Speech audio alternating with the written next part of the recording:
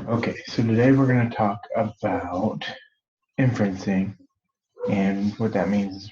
We're going to make educated guesses about what's going to happen next in a story based on things that we see, things that we already know, and things that we have read. Okay, so the end goal of today with this lesson that we're about to do is going to be able to make inferences based on evidence we find in the text. Okay?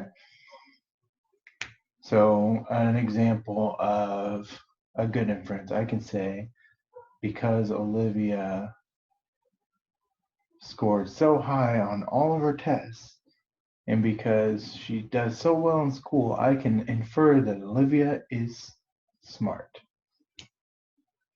So, if you were to make an inference or make a guess about Lyra, baby Lyra, what would you say about baby Lyra? She's getting more smart because she's getting what she knows where the box is, and she's getting smart enough not to just tip it over and take out all the. So you're saying that baby Lyra is growing because she's learning new things, and that's a good one. Or an idea of a bad inference, if I were to say, we can say that Danielle is fast because she Not. is also strong. So that would be a bad inference because we have no proof of that, right? We Yeah, can't. because earlier she wasn't that fast. She lost in the race. Right. So that would be a bad inference because we have no proof of that. We can't prove that. We don't have anything to back that up, right? So here's what we're going to work on in the lesson. We're going to take a look at the things that we see in the book. We're going to look at the pictures and then what you already know about things in the book. And this is what you can guess based off of what we see and what you already know, okay? So we're going to start off by looking at the pictures in the book, all right? And then you and me, we're going to talk about what we think the story is going to be about, okay? So let's just look at the picture before we start doing the reading, okay? Elephant can walk. Yep, you see an elephant in the streets. You see just the town. You see a kid with his elephant. What's he doing here? Getting hay. Yeah, it looks like he's collecting some materials. There he is again playing with the kids in the street. People, because Yep. they're not those probably What does it look like they use elephants for? helping. Helper, yeah, that's a good inference. Nothing out of this. Hmm? Getting nothing out of this. We're getting there. Let's keep looking at the picture. Where the elephants are just resting there. What are they doing here? Are soldiers taking the elephant? Looks like. Why? I don't know. They're called emperors. Emperor, yeah, that's true. What does he look? What's the elephant look like in this picture? Sad. Why do you think he's sad? Something to think about. Because his parents are missing. Could be. That probably. I know they are because I read the word. Okay. What do you think happened to him here? What's going on in that picture?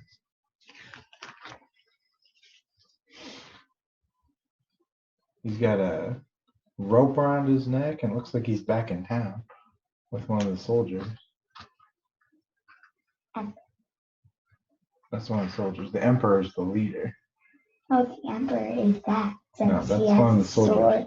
and all that. No, that was a soldier. You don't know. I do. Oh, here we got the elephants again. Read all the words. We're going to read the book, Liv. We're making inferences based off the pictures. That's the first task.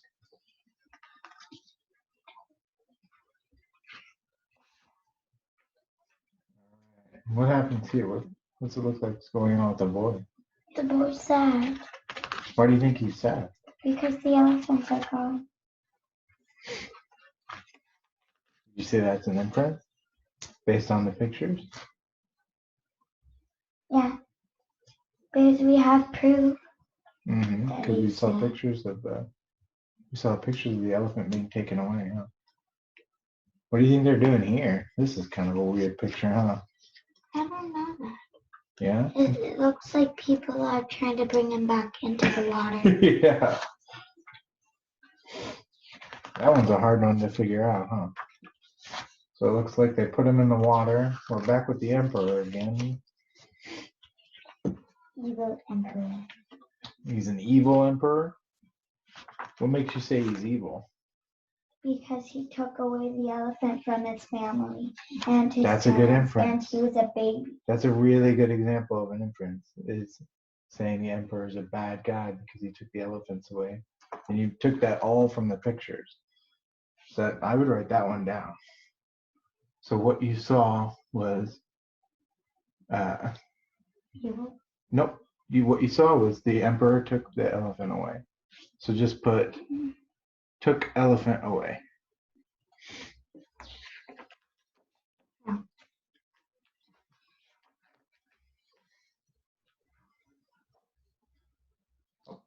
Use it like you're actually right. There you go.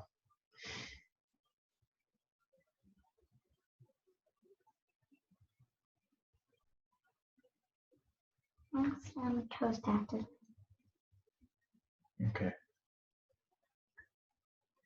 How do you spell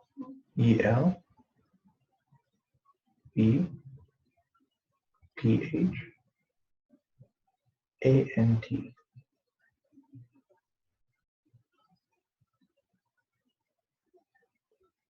Away. You can write it below it if you want to.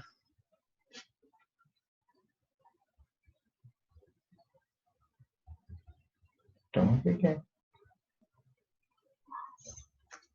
Okay, so what we can infer off of that is that you said the guy I is did evil, right right? away.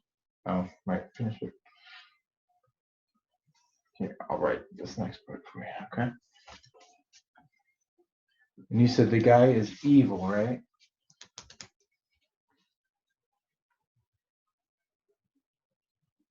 Because Remember you said you would give me your phone number? let's focus on our lesson, okay? You said the emperor is evil because he took the elephant away. What else did you see in the book? What else did we see? He sent his soldiers to take him away. So that would be another support for him being evil, right? Sent soldiers to take elephant. Okay. Am I doing good? Yeah. What can we infer about the elephant? Don't look at the camera. What can we infer about the elephant? What do you think he feels like? Very sad since he was taken away from his parents and he looked sad. So you want to say the elephant is very sad, and why can we say that? What did we Because he was see? taken from his parents and we have proof because we saw that. So you saw pictures of him taken away from his parents. What else did we see pictures of? Is The there boy. anything else that would show that he's sad? Because he misses the boy too. Yeah. Since the boy was his friend. Misses the boy. You know what another good inference is? Something you just said. Can we infer that the boy and the elephant were friends Yeah. based off the pictures? That's another good inference, huh? And then over here we'll say based off of the picture. Can you do the writing and I just... Yep, that's why I'm doing it. And because we saw the boy crying, when he was taken. Another good way was saying he was huddled up. Yeah, we saw that in the picture too, didn't we? Okay, so the next thing we're going to do is we're going to start reading the story, okay? When we get to a point, we're going to stop and we're going to make inferences off of what we've read, okay? Because that was the second part of what our learning objective was, right? Off of what we see and what we've read, that's what we want to make inferences off of, okay?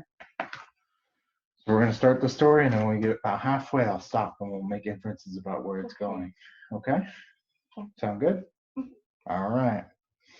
Long ago in the green mountains of China, the village called Beyond the Clouds was ruled by a cruel and clever emperor. But the mountains were high and the emperor was far away. The warm climate and fertile soil, and especially the help of a neighboring elephant family, provided the hard-working farmers with a prosperous and peaceful life. The villagers took great care of the friendly elephants, particularly the baby, Huan Huan. So it's a hum. Han Han is the baby elephant's name. Han Han's mother and father were super giants. At least that was what their young keeper, Haidu. So the little boy's name is Haidu. Haidu proudly claimed their bulky bodies were taller than any house. Yep, his name is Haidu. Haidu proudly claimed their bulky bodies were taller than any house in the village and thicker than the wall of the emperor's palace, and their ears were so broad that only the biggest banana leaves could match them. As for baby Huan Huan, since the day he was born, it seemed that every breath of air he took lifted him up an inch up, and of each passing breeze added to his weight. Every day, Haidu rose at daybreak and headed out to fetch the elephants. Haidu and Huan Huan and father ambled along behind, their trunks long, casually, their ears flapped to drive away the flies, and their feet rustled softly on the path to the village. During the day, while his elephant parents were busy hauling logs, pulling carts, toting bags of grain, please sit up and pay attention, and barrels of water, or carrying the villagers up on their backs, Huan Huan stayed with Haidu and the other school children.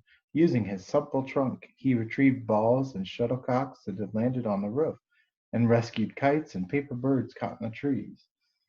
So the baby played with him the whole time. Can you sit up, please? I am. Okay. Best of all, when school was out, he stood up on his hind feet, fanned his ears, and danced with all the children, singing and swinging around him. So he went to school? Yeah, he played in the schoolyard with the kids while mommy and daddy were working. So we can say. Let's keep going, and then we're going to infer about the story, okay? Did you have an inference to make? He was playing while parents were doing stuff. Yep, that's a fact that we know now. At dusk, Huan Huan joined his parents at the shore, where they drank from the lake and ate succulent green grass and gave each other a shower of powdered themselves with sand. Haidu always waited and then took them home. Word of Huan Huan's friendliness and resourcefulness traveled fast and far, and soon reached the palace. Although there were over 50 of the best elephants to carry the imperial family and entertain their guests, the emperor was not satisfied. I am the emperor, and I should have the best of everything, he roared, and he sent his soldiers to bring Huan Huan to him. He's only a baby, Haidu pleaded with the emperor's soldiers. It's the emperor's order, growled the captain of the guards, thumping his spear against his shield. Haidu turned to the villagers. Can't we do something? He cried. But the farmers stood silently with heads bowed as Huan Huan was taken away. The angry trumpeting of Huan Huan's mother and father filled the evening sky. So the emperor sent his soldiers to take Huan Huan away because he wanted all the best elephants. But he was just a normal elephant. But all the villagers were talking about how happy he was when he was entertaining all the children. Yeah, but he wanted to change the emperor because the emperor is naughty. Yeah, that's a good. All right, sit up, please. He's stretching. Okay. Inside the palace, the young prince pointed his sword at Huan Huan and screamed, "Show me all your tricks." Water all my flowers, shouted the little princess, perched on the soldier's shoulders and waving her tiny fist. Do what I say. The emperor's long face was like a twisted rope. Make the prince laugh and bring a smile to the princess, she commanded. Obey them or you will be punished, ordered the emperor, his fat body quaking with every word. Where are my parents? Huan Huan wondered. Where are Haidu and the other children? Sad and confused, he lowered himself to the ground, let out a long and heavy sigh, and closed his eyes. Every day the prince shouted himself hoarse. The prince could hardly keep her eyes dry. The emperor stamped her feet, sore with fury, and the emperor's teeth ground so loudly that they could be heard outside the palace wall. But frightened Huan Huan remained frozen to the spot. One day, Haidu led Huan Huan's parents to the palace to beg for their baby's return, only to be chased away by the soldiers long before they approached the gate. All right, so we're going to stop right there, okay? And we're going to make some inferences about what we read, about where the story's going, okay? Sound good? Yes. Okay, so where do we think the story is going to go next? So the emperor took Huan Huan, right? Yeah. And Huan Huan's not doing any of his tricks, and he's not performing for the emperor because he's sad. Disobeying. Yeah, he's sad, so he's not doing any of the things that he did that the villager said he could do. So what do we think is going to happen in the story next? He's gonna gotta go back home, and then they'll see he can do everything the villagers. So you think the emperor's going to release him? Yep, because in the pictures it looked like he was never gonna release. He might never. Look at me. Don't look at the king. So you think the emperor's going to let him go? I'm not sure, but I think he will. You think he will? So here's an example of an inference I'll use. I don't think he's going to let him go because of all the things we read in the text. We read that he wants all the best things to himself. We've read that he's not very nice to the villagers. He's not very nice to Huan Huan. So he might give him back since he's done. But I think he'll give him back since he's done the tricks, but then take him again because he'll do all the so tricks. You think he'll take him again? So I'm gonna write your inference down. I'm gonna write mine down. Okay. Since he was doing all the tricks with the villagers, but not him. So you think he'll trick them by giving him back and then making Huan Huan do the tricks again and then take him again? No, the villagers, the Huan Huan will go play with the villagers and then he'll see all the fun things he can do and take him back. The emperor will take him back? To do them himself too. Since he wants all the best.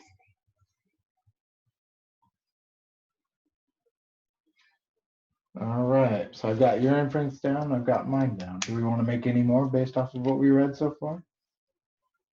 Well, I don't know anymore. Well, where do we think the story's going? We think the emperor's gonna, you think the emperor's gonna see all the tricks he can do and then take him back based off of the emperor wanting all the best stuff. And I think he's not gonna give him back because I think he's mean based off of what we've read. Wait, based off of what we read, he was clever. So, you think he's clever based off of what we've read? So he knows I think you're right because he knows the elephant's just not gonna do them since he's clever. Yeah, since the elephant's a sandal. So let's read ahead and let's see if our inferences are right, okay? Finally, the angry emperor decreed an imperial punishment for Huan Huan's disobedience. He was to be heavily chained and sent far, far away, never to see his parents again. If the emperor doesn't want him, why not give him back to the village? The farmers pleaded with the messenger. Please ask the emperor if we can keep him. Pulling Huan Huan along behind him with a rope, the messenger returned with a new edict from the palace. The baby elephant will be taken away in 2 days unless someone can tell me, the emperor, how heavy he is. So they're gonna weigh him? They're gonna have to figure it out. Huh? He might try to work out so he gets more weight. And then, Let's figure out what they do. Haidu and the villagers fell silent, for they knew it was a trick. Besides his cruelty and ferociousness, the emperor was notorious for absurd riddles that often had no solutions. He had once ordered a fisherman to tell him the number of scales on a live fish. The poor man failed, and the emperor confiscated his day's catch. The emperor had also commanded a farmer to count the hairs on his ox. The farmer had no answer, so the ox was taken to feed the emperor's guests. So those are riddles that he gave them that was too difficult because you can't count the scales on a fish, can you? Or the hairs take on an them ox. off. And if you were So, to count them on an ox, I know how that riddle goes. How did he said count the hairs, but he didn't say you couldn't count the bunches. yeah. So he gave them the task of weighing this elephant and telling them exactly how much he weighed, because he thinks that's impossible. A dark cloud shadowed the village. 2 days was not much time. Where to start? How to begin? Send for the scholars, someone suggested. Bring all the scales to the village square, another advised. Quickly, the bunches collected their pole scales, long and short, thin and thick. The shopkeepers brought their counter scales, round and square, big and small. The farmers pushed their heavy warehouse scales, as tall as Haidu's reach and wide as his embrace, into the crowd. Scholar East broke the silence first, his thin goat beard moving up and down when he spoke. Weigh each leg at a time, then add the 4 numbers. No, no, no, my dear fellow, you forgot his heavy head, long trunk, 2 fan-like ears, and new tusks, sneered Scholar South. And his round, chubby belly, Scholar West added. What a shame, Scholar North scolded in dry voice, shaking his head. Such silly ideas will never work. It will, because the scale can hold your whole body. But it's an elephant. They don't have a scale big enough for an elephant, so they're trying to figure out how to do it. See, look at the scales. See, here's more pictures. These are all their scales they have, and look at how big Juan Juan is. How are they going to do that? Do you want to make an inference how they figure it out based on pictures? They could make a shrinking machine. A shrinking machine? I don't know. I don't know about a shrinking machine. Or what did we see in the pictures? What was that picture that we saw up here? You remember this one? Oh, they're going into the water to weigh him. You think they're going to use the water to weigh him? Mm-hmm. We'll write that down off the picture with the elephant in the boat. We haven't got any brain one. We haven't got any brain one. I'm going to use that next. Okay. I don't know. Hold your horses, all right? Let's finish our story. Haidu helped the farmers arrange the scales once, twice, 10 times, and 20 until Haidu lost count. Poor Juan Juan tried to do as the shouting villagers urged until suddenly a loud cheer went up as the baby elephant finally managed to balance himself on the scales. But almost immediately, a sharp clang rang out as the iron counterweight sprang into the air and thumped to the ground. Terrified, Juan Juan jumped back off the scales. So they tried to put him on the scales and he broke them. Evening came. Sadly, Haidu said goodbye to Juan Juan and his parents and walked down to the lake, hoping that tomorrow would never come. How he wished he could run off with Juan Juan, but where would they go? Everywhere they set foot was the emperor's land. Through tears, he watched the moon push through the thick clouds and dance above the water, casting silver light on his father's fishing boat. Then a thought surged into his mind. He dashed back home and waited impatiently for dawn to arrive. Before sunrise, Haidu was ready, and he was plodding elephants walking into the village. People gathered round. I know how to weigh Juan Juan, Haidu announced. How could you succeed where our scholars have failed? One farmer scoffed. Another smirked. You are not even old enough to handle the smallest scale. Even his own parents looked doubtful. Please, Haidu pleaded, let me try. From the distance came the ominous sound of galloping horses. Haidu winked at Juan Juan and whispered into his ear. He then guided the baby elephant to the shore and stopped before his father's boat. At Haidu's suggestion, 8 strong farmers waded into the lake to hold the boat steady. Gingerly, Juan Juan followed Haidu along the plank and into the center of the boat, which quickly settled deep into the water. Haidu slipped into the lake and taking a piece of charcoal from his pocket. Can those? We're about to listen, okay? And taking a piece of charcoal from his pocket, carefully drew a solid black line on the water level along the side of the boat. So they put the elephant in the boat and then they marked where the water was. I think they're gonna put a scale on the boat, and then when the scale's there, They tried the scales don't work, okay? the scale under the boat, so how much the boat weighs. No. Let's pay attention, all right? We're reading, okay? They marked a line on the boat where when they put the elephant in the boat, they marked where it was in the water, okay? So now we're going to learn what they're doing with that, okay? As soon as he and Juan Juan were back on shore, Haidu said loudly, trying to contain his excitement, "Please, everybody, help to carry rice bags into the boat until," his father stopped him, "until the black mark is level with the water again. And weigh the bags one at a time, then add the numbers up." See, that's pretty smart, huh? I told you they're gonna use the water. Now what? Yeah, you were right. Everyone chimed in. That's the brain. That's the brain. Sit down. Brain. We're going to put it down in a second. Hold your horses. Everyone chimed in. The total will be the weight of Juan Juan. When the soldiers returned to the palace without Juan Juan and reported what they had seen in the village, the emperor was speechless. Red-faced and fuming, he threw the soldiers out and sank into his chair like a deflated balloon. He remained there for the rest of the day, the rest of the week, and the rest of the month, and he never posed another tricky riddle.